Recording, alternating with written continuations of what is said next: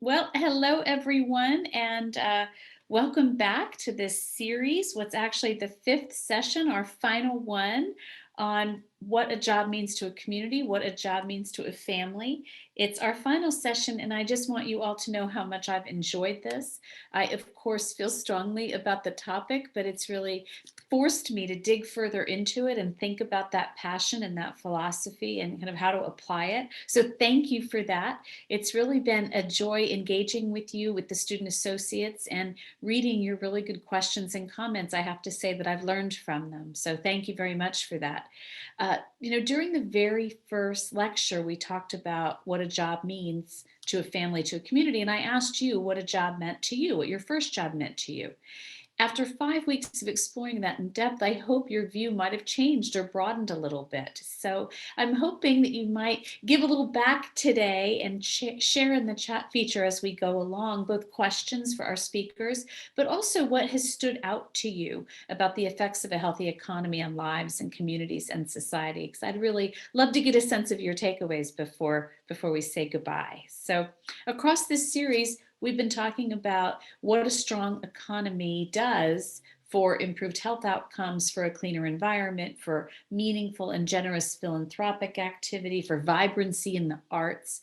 We believe that a strong economy is tied to virtually every aspect of life and society, and that a job means financial security and dignity and hope for individuals and for families. So for these reasons, the state of our economy is almost always at the center of the national conversation. It's especially true when the economy is very strong, or conversely, when it's very weak. We often see very heated political debate about the issues, and we know that elections are won and lost over it. So this week, in our final session, we're going to focus on the policies that are necessary to promote job growth. I'm sure you've all heard an elected official or candidate for office use the phrase creating jobs while discussing economic policy. But here's a critical distinction as you think about the role of government policy in our economy. Policies do not create jobs. It's businesses that do that, and the people who run them, who take the risk to start a business and to run it. Entrepreneurs, inventors, CEOs, small and large business owners, they create the jobs that drive our economy. But make no mistake about it, public policy has a huge impact on how they do it. It can be a hindrance, it can be a help, because public policy sets the conditions for business growth. I wanted to get into this a little bit more and talk to you about COVID-19 because I think it can be a very clear example of how the private sector stepped in, both in terms of creating and distributing a vaccine, therapeutics, diagnostics, etc., but also how the government created conditions for small and large businesses to be able to continue to pay employees during that time through the CARES Act, through PPP loans, etc. I think it's a really robust example of the way that government can set the conditions or hinder them for business growth. But I don't want to get into that too much today because I know our first speaker has a little bit of a schedule. So I'm going to rush a little bit, and maybe we'll get back to that at the end, because I do think it's really important that you talk to an actual government leader about about these issues. So we're going to start this discussion with Representative Haley Stevens. She has served 2 terms in Congress and is a leader on many of the important legislative issues that impact her district. She represents the northern and western suburbs of Detroit. She sits on the important House Committee on Education and Labor, as well as the Committee on Science, Space, and Technology, where she is chair of the Research and Technology Subcommittee. She also serves as the co-chair of the Congressional Future of Work Task Force and recently helped launch the new Manufacturing Caucus. More importantly, maybe for today, she's a proud American University alum, earning both her bachelor's and master's degrees at this great university. Please join me in welcoming Representative Haley Stevens from Michigan. We will have a Q&A after her remarks, so please feel free to put them in the chat as we go along. Representative Stevens, thank you.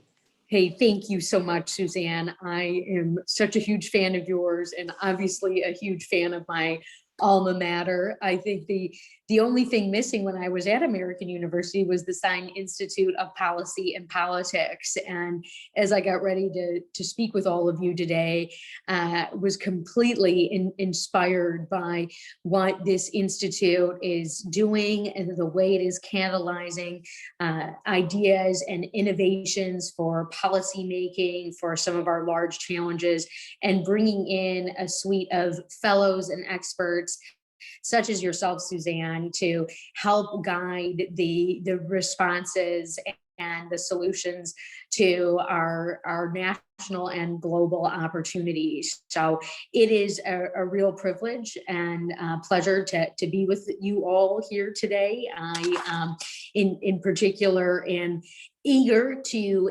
engage in discussion and hear your ideas, and also share with you a little bit how Congress is working, because I really believe that we never get that full picture when we are just devouring the news. And in fact, I have a list of things that I would just love to see make the news that don't get printed, that don't get covered, and that's largely in what is the get stuff done agenda, particularly around our science and innovation needs. We passed a bipartisan energy storage bill at the end of last year, signed into law by the former president, and yet not even a blip on the television screen. And I know also even for some of the legislation that I've been involved in, which is very pertinent to today's discussion, that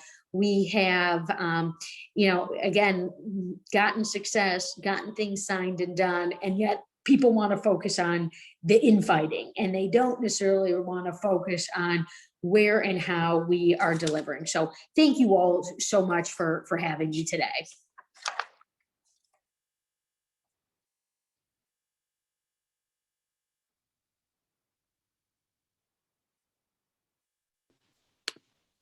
I'm so sorry. I was listening away, and then all of a sudden I thought, oh wait, I'm supposed to be talking. Well, I'm a member of Congress, and so I can talk and talk and talk, and I'm actually prepared to do that. And if I can sprinkle in a little bit of Michigan, Suzanne, I'll just say that my compelling agenda while I'm in Congress is to really focus on how we make things and who helps us make things, and how we respond to some of our needs. Obviously, the COVID-19 pandemic is always, front and center and on the minds of everyone. But the question that I came into Congress with was, what is our moonshot of the 21st century? As 2 years ago, we were celebrating the 50-year landing from when we got to the moon for the first time. And then we start to ask ourselves, well, how do we bring together the policies and the solutions to get to the next big innovation? And is that something that's taking place in the area I call home, which is Michigan? So I'll leave it at that, because electric vehicles and all sorts, the workforce agenda, all sorts of stuff is just really on my mind, and part of what I'm hoping we'll get to today. Okay, I love it. So let's start with the basics. What does a job mean to your district? Well, I'll say this. A job means in my district that people are getting valued for the work and the talent that they bring, that they have an upward mobility track, that they are contributing as a team, and that they are earning a living that allows them to save for retirement, save for higher education for their family. If they do have offspring or children that they want to send to higher education. And it also means contributing to something bigger than oneself. My district, Suzanne, has the highest concentration of automotive suppliers and supplier jobs in the country. So everyone, right, is, you can go in there, like, by and large, 8 times out of 10, if you're out and about in the community, someone is doing something in the manufacturing sector, in the automotive manufacturing sector. And it's not always the household name companies, but they're all interconnected with one another. And so the clients, the customers, those types of relationships all rely on one another. And when we had the shutdown in COVID-19 and our large automakers said, you know what, we're going to shut down for 12 weeks, that meant that hundreds of smaller businesses shut down with them, and the multi-million-dollar equipment that makes the parts and makes the widgets and all the incredible people who are connected to those parts and widgets were furloughed or kind of hanging in the balance in terms of how they would get back to work. So people see this, and it's really personal when they see the cars on the road, when they see the trucks, delivering the parts.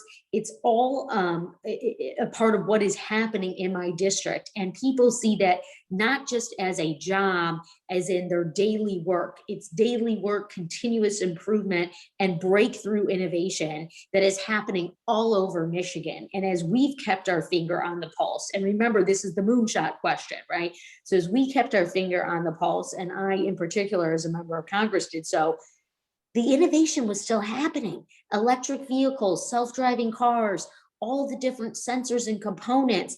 We haven't stopped, just as we also diversified production lines to go into sourcing and making the personal protective equipment that we were in so desperate need of about a year ago. No, I think that's right. And there was so much to applaud there. But you remind me, when you talk about the ecosystem around auto supply, about a visit I made up to Detroit. I went to see Shinola, which was really interesting. And while I was there, an old friend named Ron Fournier, I don't know if you remember Ron, Of course.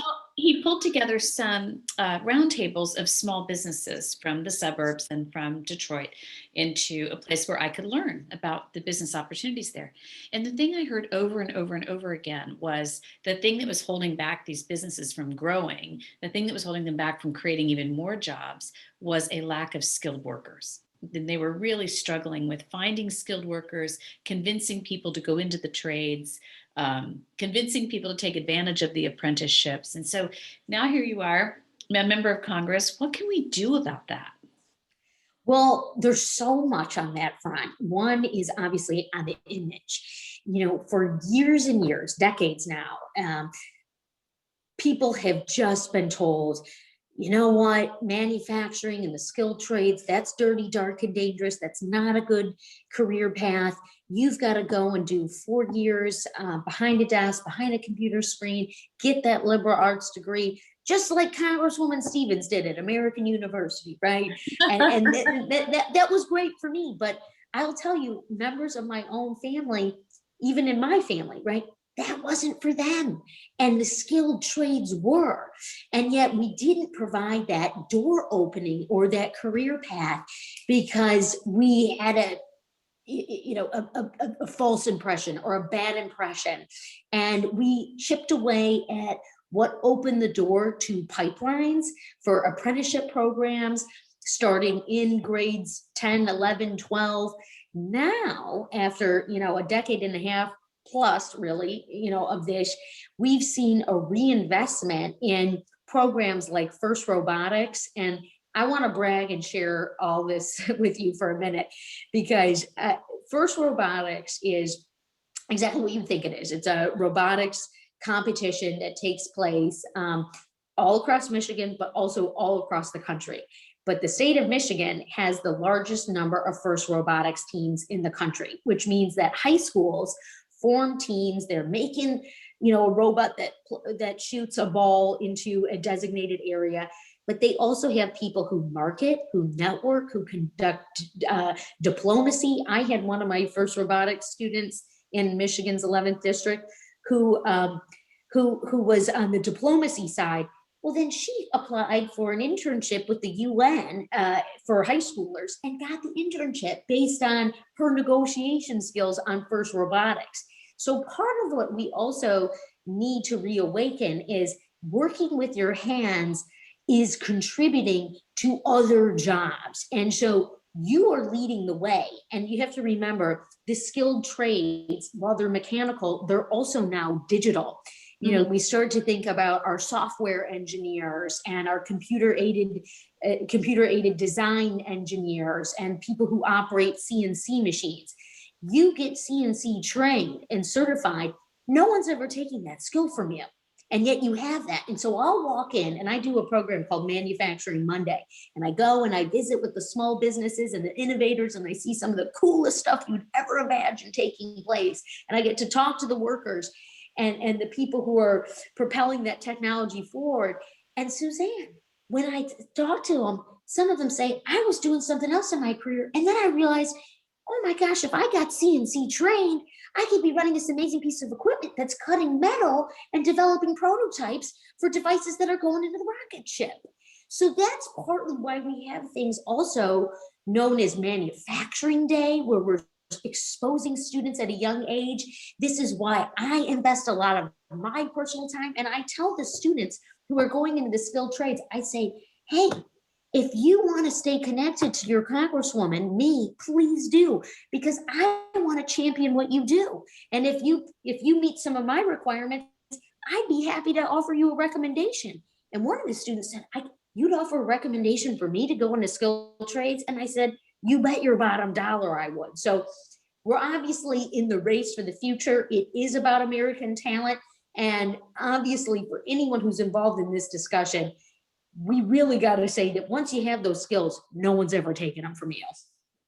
No, and I think it's so interesting. I want to ask you another question, then I have a student question I want to bring in because I think they all tie together. So on the other end, we have, you've been you've worked in a manufacturing research lab, you know a lot about science, you're on that committee.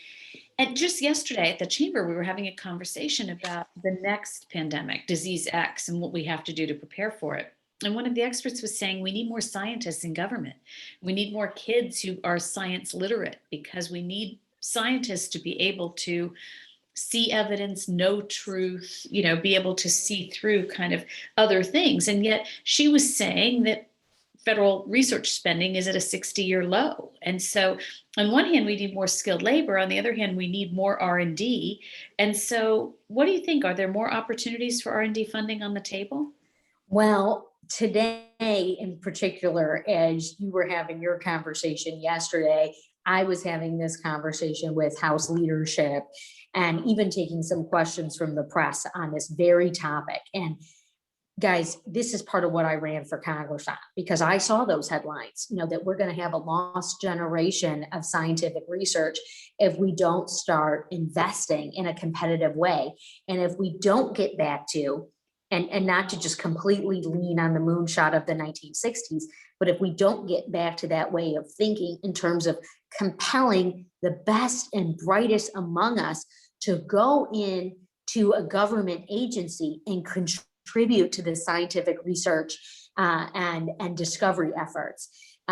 Certainly we see a lot of bifurcation. And so you'll have, the Department of Energy, working on one thing, the Department of Defense working on another. Then you got the National Science Foundation making grants. And so I see a lot coming out and I'm excited about that. But when I get to the figure of we're at a 60-year low, and we're at a 60-year low in terms of R&D spend, and it's not just all the basic research either. I mean, we want to do the basic research, and we also want to have the opportunity to deploy it and look at our technology readiness levels. So in some ways, we've got to listen for the leadership, and I include myself in this, to say, we want to compel you and we value you as somebody with scientific research, American scientific research as well, because we certainly have to protect ourselves from espionage or foreign interference. But we've got the human capital, we have got the talent, it's at our universities. We just need to make the proclamation. And we also, just in conclusion, into something else you mentioned so rightly, Suzanne, in terms of where you all were brainstorming, is around the scientific integrity, because politics is starting to become a circus. Okay. And I say, I'm doing governance, I'm doing policy making. And every once in a while, if they ask me, I'll do the politics. But really, what we want to do is maintain the scientific integrity so that we've got the best qualified research before us that's informing the way in which we might make policy decisions, but more so informing the way in which we are going to innovate, compete, and win the future. I love that. We want to win the future. Okay, so here's the student question, then we'll let you go vote. So this is from a student who is joining from Bogota, Colombia. And she's saying, how do you address the interconnectedness between sectors in order to determine the right path, especially when some aspects could be beneficial for some but negative for others? Yeah, that's a great question. And I want to say I'm so glad you're at American University. And one of the best things about AU is our international student base, and the way in which we gain and learn from one another, coming from all parts of the globe to learn and educate ourselves at AU. But I think what we need to really look at here is we need flexibility. And that's really what you're talking about here, is that we don't need rigid systems that lock people in or block them from a discovery. And I know I had that as my own path at American University, where I came in and I wanted to study government, and I knew that I was going to do political science. And then all of a sudden I started doing all this philosophy of science and really studying, the thinkers and the history and the way in which we reach a scientific discovery. And I was taking all these biology classes and doing all this work. And luckily, I was given the flexibility to do that. Now you start to think about, post-graduation life and what you do in your career, and are you given that flexibility? And something that someone as successful and remarkable as Suzanne Clark would tell you is you have to know how to tell your story, and you have to be able to own your narrative. And being a successful business person, right, is setting the tone and the tenor and allowing for that flexibility, but never losing sight of your goal, And so track on that and keep in touch with me on where you end up going on that front, because I know that's part of the deep thinking that you're doing in your career. And Suzanne, if you are capable, I can do one more question, which I would love to do. Oh my gosh, you are so nice. Yeah. Okay, well, let me ask you kind of a sexy question. I think this is sexy. I think you do too. Let's talk about space for a minute. And last week, I got to meet with the new Commerce Secretary, and we talked about the Office of Space Commerce and the opportunities that we think space provides. So, what do you think about commercial engagements in space? Oh my gosh, that is such a good question. So let me start by answering it through the Michigan lens. And I'm happy to educate all of you on my home state of Michigan, that is in the Eastern time zone, and where I'm so proud to live and represent in the United States Congress. So as I mentioned, we're known for our automotive base, right? And we're leading the way on all these exciting innovations and this endless opportunity. But something became really apparent, in particular this century, which is that we were almost too reliant on automotive. And so we started to say to ourselves, well, how do we diversify? How do we make sure that our supply base and our smaller manufacturers have opportunities to engage with other customers? And aerospace really hit us in the face. This idea of, well, if you're making this type of tube for the engine of an automobile, couldn't you make that type of tube that would go into the engine of a rocket ship. And this is exactly what has taken place. So as I go all across my district, I'm now seeing, yes, tons of automotive, lots of automotive, but very diversified into the aerospace sector. And in particular, with this idea and notion of being able to go commercial. We want to answer the question of intent. What is our purpose of going into space for commercial purposes? And it hasn't been totally filled in. We know that it's expensive. We know that it is intriguing. We know that it's kind of going to be this interesting, maybe badge that people get, like I got to go into outer space and I paid to do it. But I think it's got to be more than just a trip to Disneyland, right? I think we want to tie commercial space travel into something bigger than, and I don't know exactly what that's going to look like in terms of international accord, the maintenance efforts that go on. We were really excited about the all-female spacewalk and what they were doing on on our space station. Way up there last year. We know that we've got lots of junk in outer space with all the different satellites and things going on. But I think that there might be, in addition to commercial spacecraft, a real need for a bigger and more robust space workforce. So, there might be some entertainment value. And Suzanne, if you and I want to go up into outer space for the night, I'd love to do that with you. I don't know if it'd be a one-night trip, but I think that there continues to be a lot of potential, and there certainly is a real need for the government to be at the table. And I'll peel back the curtain on one last thing on that front for you. My committee on science, space, and technology, we've been getting ready. We are going to be talking about this, and we are going to be reauthorizing NASA, and with these considerations and recognizing this is no longer just JFK's NASA, right? Because there's these other considerations at the table. Yeah, it's so cool. And I know you have to go, but we do have one student question just saying she would like to hear here, I'll read it to you. What are 3 things you learned at AU that prepared you for what you're doing now? Yes. Okay. One is I could be anyone I wanted to be. And I remember when I got to AU, I was very nervous about, oh my gosh, I wanted to run for student government, and I kind of ran at my first month there and I didn't get the spot. And then a year and a half later, an opportunity presented itself and someone goes, you should run for school president. And so I did. Right. And I said, you're right, I should. And I put together a campaign. And really, that's the second point, which is you got to own your narrative and own your, what you want to be. But you also have to allow yourself to arise out of the moment, right? The moment. You can't always craft the moment, but you have to know how to seize it. And know sometimes you're going to have those moments and other times you're not. And that's okay. That's going to be a part of your daily work. And I would also say that, and this has just been my experience, there was not one bad class I took at AU. I loved every single class I took there. I probably still have too many of my books from undergrad and graduate school. And when I get married this September, I'm sure my new husband is going to say, maybe we can, donate some of these books. But it just goes to show you how much I just loved every minute of being a student at American University, and why I went there for both undergrad and grad school.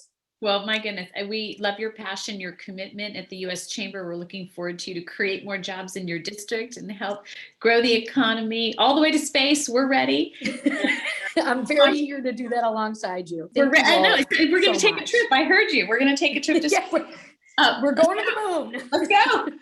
But anyway, Congresswoman Stevens, it's been a real delight. Thank you so much for spending your time with us today. Yes. Thank you. Yep. Cheers. So next up, I'd like to bring in my colleague from the U.S. Chamber of Commerce, our Executive Vice President and Chief Policy Officer, Neil Bradley. Neil has led national debates and national conversations on hundreds of high-profile issues. At the Chamber, he manages all of our policy development, all of our overall advocacy, in addition to political federation, which are all the state and local chambers and other trade associations. You see him on the news all the time, leading commentary on TV, radio, print, digital, everywhere. I don't know when he sleeps, and he's a wonderful colleague. And although he and I are both Hoyas, for today we will both be, well, we'll join Congressman Stevens in pretending we're AU alums. So we're going to have some questions after Neil's remarks. So please put your comments in the chat, and I'll be watching for them. Neil, take it away. Well, thanks, Suzanne. And it's hard to beat Congresswoman Stevens, and you really just saw why I love my job so much, and how after 20 years on Capitol Hill, there's no place better to be than the U.S. Chamber for just the intersection of all of these tremendous ideas and policy debates. I came into my work first on Capitol Hill and then as a chamber, really as a policy nerd, because I was really interested in the way that decisions that government makes have implications that sometimes policymakers can't even think about, and that understanding that whether it's the controversial issues that, as Congressman Stevens said, seem to suck up all the attention on the news, or the decisions to invest in commercial space development and an accord to govern that, how that impacts people really all across the United States and around the world. And the great thing about being at the chamber is that now you get to link up what you learned about government with what you see going on in the private sector, and hearing from these job creators and these local communities about how the decisions that government can make can either enable a platform for a lot of great job creation and economic growth, or frankly can hold it back. Earlier today, actually before obviously joining this webinar, we had a discussion with about 100, 125 state and local chambers of commerce from across the country, who were discussing how they can work with their federally elected officials to support investments in infrastructure, in R&D programs, and in job training programs in their local communities to meet their local needs. And it was fascinating to hear the differences in terms of what people were working on, but the common thread. So some folks listening in today may be from New York and New Jersey. And we heard from the head of the New Jersey Chamber, who was talking about the tunnel that connects New Jersey and New York for the commuter train systems, and how it was so fundamental for the ability of people to get from where they live to get to the jobs that they have in the city, and how, as that's falling down, it's actually endangering the livelihoods of thousands of New Jerseyans and the business operations of a whole bunch of New York City employers, all the way to a really rural community in the middle part of the country, who was talking about the need for broadband deployment to take advantage of the fact that now people can work from anywhere, and they want to take advantage of the opportunity to work in a very bucolic place, but they can't do it unless they have broadband access. And so those are the kind of issues that we're fortunate to get to work on. They have a great impact on lots of lives across the United States, and for that reason, it's a lot of fun. Plus, you get to work with people like Suzanne and Congresswoman Stevens, who just have a great passion for these things.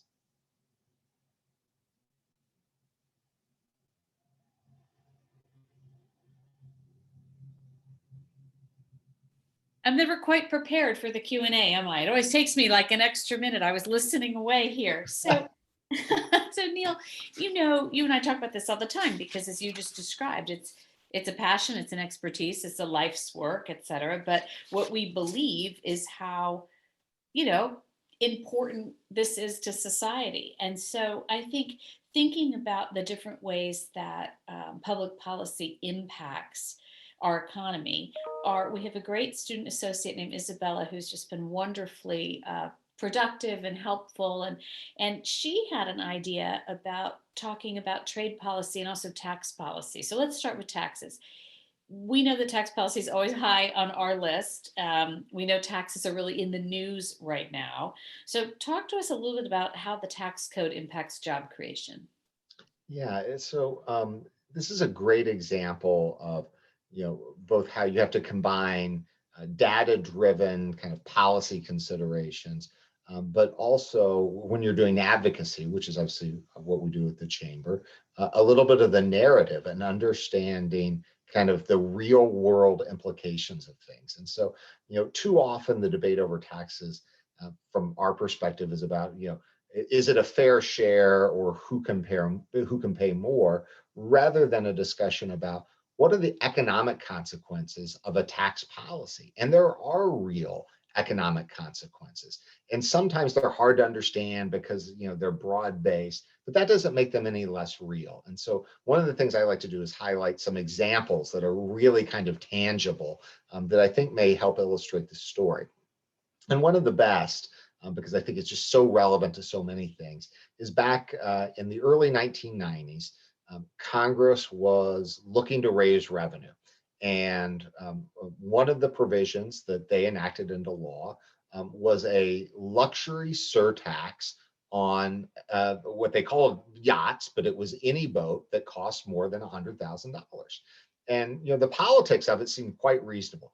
If you can afford to buy a $100,000 boat, you can probably afford to pay a surtax on that boat. And that's exactly the rationale that led the provision to get enacted into law. And they thought that this was going to raise a lot of money based on the number of boats, the luxury boats that people were buying. Well, it turned out it raised a lot less revenue because there was an economic consequence to this. The number of quote unquote luxury boats that were sold the year before the tax went into effect was about 9,100. The year following, it was 4,300. So cut in half. Okay, there are fewer luxury boats. Well, the problem is that there were some really great luxury boat manufacturers in the United States, and they employed a lot of people. One of the facilities, actually in North Carolina, lost 1,000 employees. So yeah, they were making luxury boats. Yeah, they were selling them to people who could afford them. But all of a sudden, the tax consequence of this changed the fundamental economic dynamics. And a bunch of people, blue collar workers, the people you and Congresswoman Stevens were just talking about, lost their jobs. 2 years later, on a bipartisan basis, Republicans and Democrats repealed that tax to save that domestic industry. It happens in other areas too. We talk a lot about international tax policy, corporate. That's in the news today, as you mentioned. I often ask folks, when Daimler and Chrysler merged together, why was it Daimler Chrysler, not Chrysler Daimler? Chrysler is the bigger company. When Anheuser-Busch and InBev merged together, why wasn't it Anheuser-Busch InBev? After all, Budweiser's the king of beers, been around forever. No one had even heard of InBev. Simple reason, taxes. The tax consequences of being Daimler Chrysler, InBev, Anheuser-Busch meant that they paid a lot less taxes. And that's what we saw happening because we had a very anti-competitive tax system. I think these examples are so important. One that always, and I love the boat one, that's new for me. One of the ones that stands out in my mind was when we had the government shutdown, and there were so many people saying, great, who cares if the government shut down? That's a good thing, less government. And yet you and I were meeting fishermen who had just bought new equipment and new boats, who couldn't get their licenses and were going to miss the entire season because they couldn't get their permit in time. And so I do think that sometimes things that play really well, and Congressman alluded to this, things that play really well in the press, and you think, oh, that's a no-brainer, tax those people, have ripple down effects that you're just not expecting. I just think that's an important example. Neil, I wanted to turn to trade policy for a second at Isabella's suggestion, but we also have a question from the audience here that I'm going to read to you.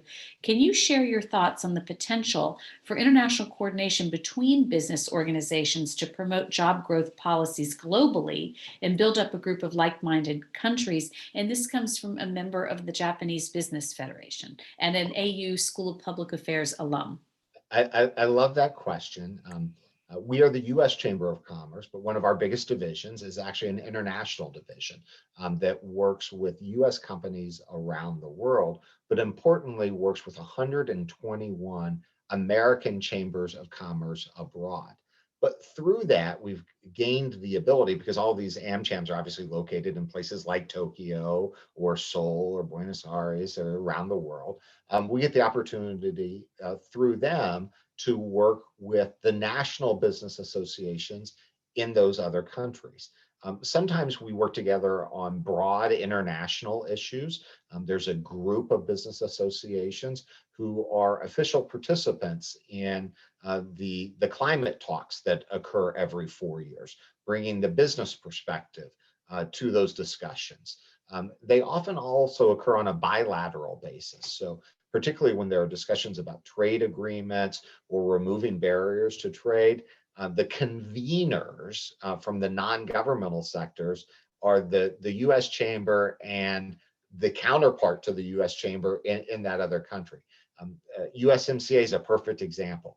We worked hand in glove with what is the equivalent of the Canadian Chamber and the Mexican Chamber. And because all three of us had an interest in seeing that a deal got done. So great question. Yeah, and I think really important. I mean, in the green room a minute ago, Neil and I were just talking about the fact that the Taoiseach was here yesterday and the day before for St. Patrick's Day. So having the head of the Irish government here is important. A lot of economic trade and cooperation between our countries, and Ireland has served as kind of a bridge to the UK and the EU. So it was an interesting time for us to bring a lot of American and Irish companies together about the future of trade. So excellent point. Thank you for raising it. Neil, maybe you could talk for a second about some examples of when the chamber is successful on advocating for job creation policies, what the impact is, why it matters, why the AU students should care that we're successful. Yeah, and it crops up in different ways, but let me give you one that's just top of mind, really because of the past year from what we've all been through in for small businesses and the what's called the Paycheck Protection Program. This awful pandemic forced all of us to kind of operate and live in ways that we aren't used to, including doing these things virtually. But if you are a small business, you're a restaurant, you're in the tourism industry, you do guided tours. What it effectively meant was that your business was shut down. There was no revenue. And, that didn't matter whether you were a year old or, a multi-generation family business. No business can survive when they're not bringing in revenue. And, when we as a society and through the government had to respond to the pandemic and cut off the sources of revenue, it was a real question of, are these businesses going to survive to be around, that when we can loosen restrictions, they can reopen. And the solution to that was this Paycheck Protection Program that allowed tens of thousands of small businesses to keep the lights on, to keep employees employed, and to be in a position where, as we reach the end of this, there's still going to be ongoing concerns. Obviously, a pandemic is, the black swan event, or we always hope it is.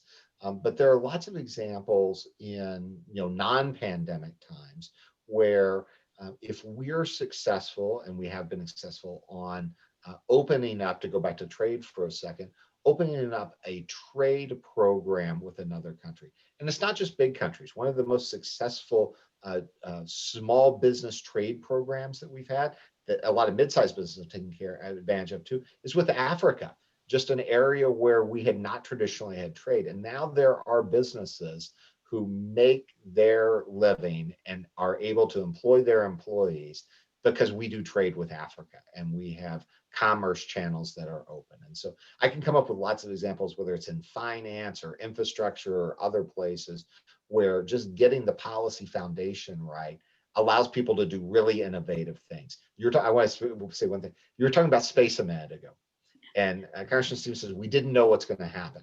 That's actually the beauty of creating good public policy and a platform in a free enterprise system. You don't know what's going to happen. Someone's going to invent something that you never contemplated before.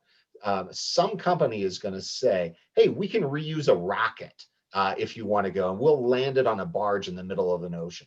And then another company is going to say, you can't get broadband wires to rural areas. I know, we'll put up 500 satellites, and we'll simply use satellites to beam the broadband back and forth.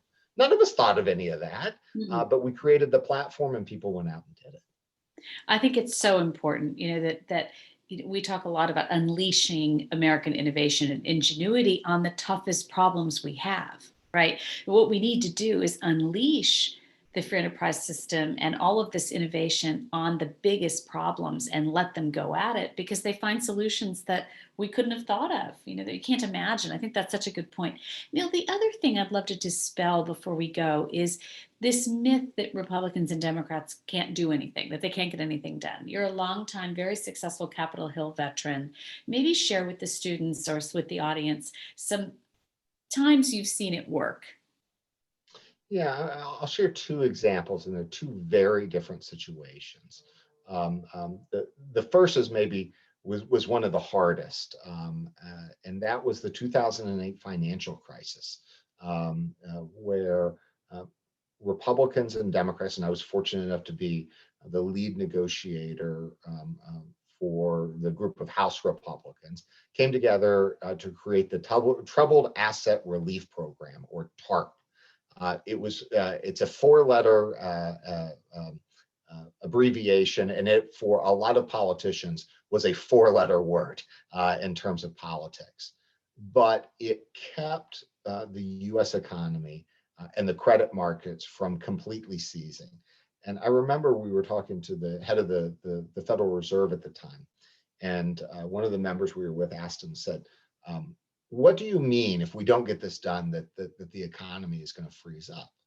And he put it in stark terms that I'll always remember, that impressed both the Republicans and Democrats in the room and really steeled our resolve. And that is, Americans are used to going to an ATM and being able to take money out of their bank account. We haven't had bank runs in this country since the 1930s. People will go to the ATMs, they will not be able to get their money, and the credit system will freeze. And you want to talk about a way of motivating Republicans and Democrats to do really hard things, and we did hard things in a week.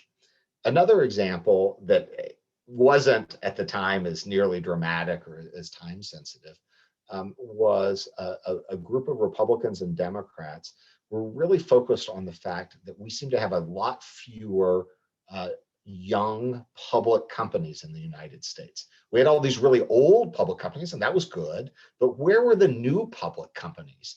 And they kind of came together and they said, it's too hard for a company to go public these days and raise money and to gain investors on the stock market. And these members, on a bipartisan basis, all went off and started working on it. And they all came back with different ideas. And then one of the things they ended up doing was combining all of those ideas together into what became the Jobs Act. And it created this spawn, this regulatory spawn of a whole bunch of new public companies who got financing to grow. Congress right now is debating what they call Jobs Act 3.0, which is the third version of learning, growing, working on a bipartisan basis to figure out how to do things like that. So if we know that, if the whole theory of this seminar has been that a job is good for a family, good for a community, good for economic security, good for national security, all of those things, and we're talking about good policies that help drive and keep job creation, you've talked about the Republicans and Democrats being able to come together, as hard as it can be, to get things done. Why does it matter that business is at that table? And like when you choose to advocate for an issue, what does that mean? Like, how do you get business at the table? Yeah, I think part of it is, and it may be the most important part. People think about advocacy as you're lobbying and you're buttonholing members. I'm trying to convince you to do X or Y. Okay, we want people to agree with us, but you know what we spend most of our time doing? We spend most of our time in advocacy, presenting facts, presenting data, and explaining, here's what we see going on in the economy or in a sector. Here's what we think the implications will be of this particular policy change, good or bad. And it really is just about presenting those facts. I've not met a Republican or a Democrat yet who doesn't want, to your point earlier, create jobs in their district. They all want that. And they're all looking for the best way for that to happen. And I think it's important for the business community to be at the table, because the business community is the ones creating the jobs. And we can explain things like, if you do this, this is how we think it's going to be impacted. And you may think you're doing a luxury tax that's going to hit really rich people. I guess they're the one paying the tax, but here are the 1,000 people whose jobs rely on making that. And that's the impact of it. And we do that across hundreds of issues to try to explain the implications of these big debates. I think that's right. And I think another thing you and the team do so well is engender trust. And so over time, being able to say, this is where we were wrong, this is where we're right, this is where all the rhetoric is, this is where you could find a compromise. And yesterday, one of the speakers, the doctor who runs the National Institute for Health said, there is such a thing as truth, and science can help you find it. And there is such a thing as evidence. And one of the reasons we need people who are more science literate is just because you have an opinion does not mean that's not the same thing as evidence. And so I think a lot of times what you're talking about, it's not that you have an opinion or that you have a loud voice or a sharp stick. It's that you can bring forward evidence and truth in a way that matters, and in a way that brings people with different political philosophies to the table to say, let's examine that evidence and figure out how to get through it. That's exactly right. And sometimes you have to say, we thought this was going to happen. Turned out we were wrong. And we're trying to figure out why we were wrong so we can provide you better information. And so that's just part of being honest and searching for truth. We get things wrong. But the important thing is rather than kind of doubling down on it, particularly when jobs are at stake, do we admit that we didn't understand exactly how this was going to work. Now let's go fix it, or let's improve upon it. Or it turned out you were right. That's okay. Yeah, I think that is true, because life is long and relationships matter. And there is a difference, as the Congresswoman said, between politics and policy. And there are times when you put politics aside to get good policy enacted. Neil, you were so great to talk to us today. You're always a good colleague. Thanks for taking your time to join this seminar today. I really appreciate it. It was a lot of fun and I really enjoyed it. Thank you. Thanks, Neil. I appreciate it. And to the audience, let me just say, as a way of wrapping up this entire seminar, how much I've enjoyed getting to know you. I didn't see your comments in the chat about what you learned from this, so maybe some of you will reach out to me afterwards at sclark@uschamber.com. But I want to leave you with just one thought, and it's this. Last week, and I guess this is a personal anecdote, but last week I had the privilege of a lifetime in being named the CEO of the U.S. Chamber, a title I didn't have when this seminar started.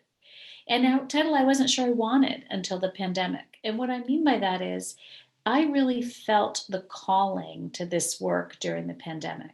Watching hundreds of thousands of small businesses go out of business, watching entire industries get sucker punched, but also watching really great business cooperation come together and save the day, whether it was through a vaccine, whether it was lending their expertise in distribution, et cetera, et cetera, et cetera. And it has felt like a real calling to me to come to this table and figure out how we increase the number of jobs in this country and how we make sure that opportunity is more inclusive. And it has been a real joy to explore some of those themes with you. I hope that you've enjoyed it as well. Again, thank you for the opportunity. Thank you to the student associates who have been willing to do this. And thank you to my team, Courtney and Aaron, for being with us. And I hope when this is all over, I'll see you around campus. So thanks so much for your time, and good luck with your studies. And congratulations again on taking this time to invest in yourself and your own learning. I appreciate it.